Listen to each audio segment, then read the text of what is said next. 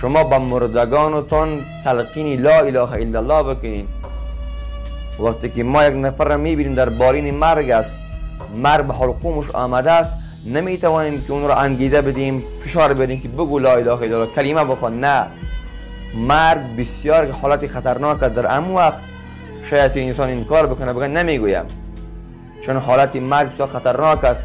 با این کار کردنی که من نمیگم انسان خطر کفر انسان است، از دنیا به ایمان میرود.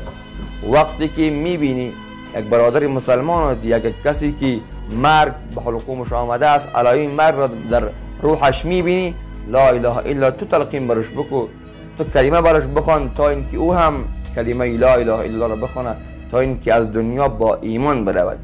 در غیر یک نمیتوانیم که ما سر اون فشار بیاریم که بخوان کلمه را بخوان، کلمه را بخوان تا از دنیا با ایمان بروی.